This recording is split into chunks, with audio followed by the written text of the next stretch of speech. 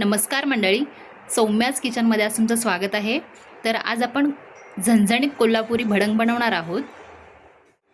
तर त्यासाठी इथं आपण साहित्य आधी सुरुवातीला बघून घेऊयात। इथे मी चिरमुरे घेतलेले आहेत अर्धा किलो आणि शेंगदाणे घेतलेले आहेत पाव किलो।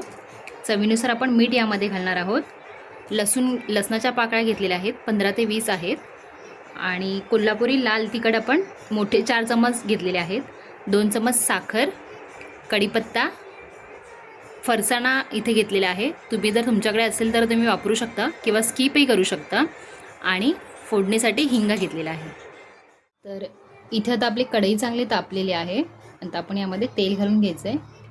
इथे अर्धा किलो भडंग बनवायचा आहे, त्यामुळे आपण इथे 100 ग्रॅम तेल वापरणार आहोत।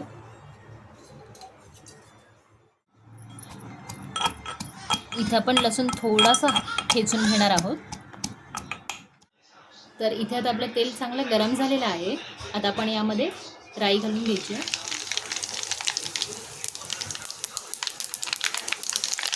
राई चांगली तडतडली की आपण त्यामध्ये जिरं घालून घ्यायचं।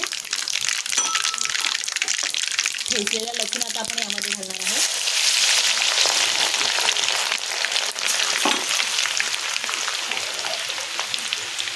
हिंग घालायचं आहे।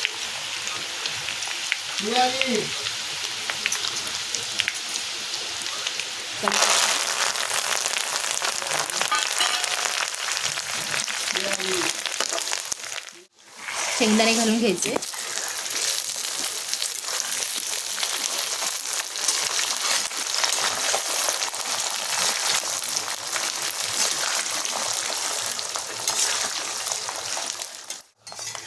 आता आपण शेंगदाणे तेलामध्ये चांगले भाजून घ्यायचे। आता इथे तुम्ही बघू शकता आपले शेंगदाणे चांगले तेलामध्ये भाजून झालेले आहेत। आता यामध्ये आपण फरसाणा घालून घ्यायचा आहे।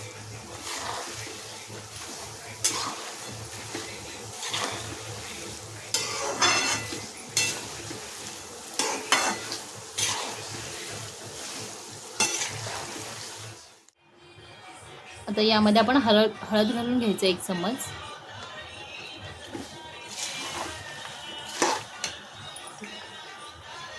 तिखट घालून घ्यायचे।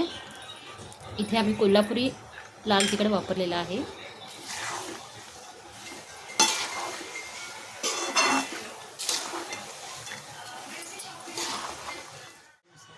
आता यामध्ये आपण मीठ घालून घ्यायचे चवीनुसार।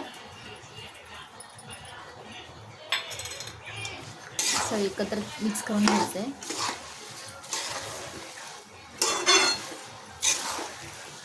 आणि आपण सगळ्यात शेवटला यामध्ये साखर घालून घ्यायची, कारण आपण आधी साखर घातली तर त्यामध्ये साखरेचे गोळे तयार होतात।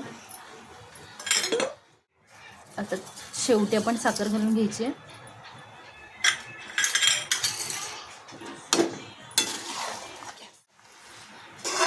आता आपण गॅस बंद करून घ्यायचा आहे।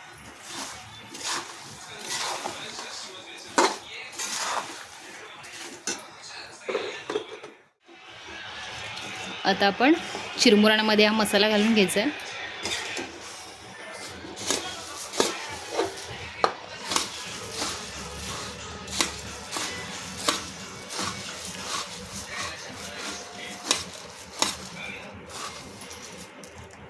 आता आपण हे मिक्स करून घ्यायचं आहे। तर इथे आता तुम्ही बघू शकता अशा प्रकारे आमचा कोल्हापुरी झणझणीत भडंग बनून तयार झालेला आहे। खायलाही खूप छान लागतो। लहानांपासून मोठ्यांपर्यंत तुम्ही मधल्या वेळेत हा खायला देऊ शकता। आणि आता आपण प्लेटिंग करून घेऊयात। तर आता आपण प्लेटिंग करून घेऊयात। तुम्ही पण ही झटपट रेसिपी बनवू शकता। खूप कमी वेळात झटपट तयार होणारी रेसिपी आहे। आता यावरती आपण बारीक चिरलेला कांदा घालून घ्यायचा आहे। त्यावर शेव घालून घ्यायचं आहे, कोथिंबीर,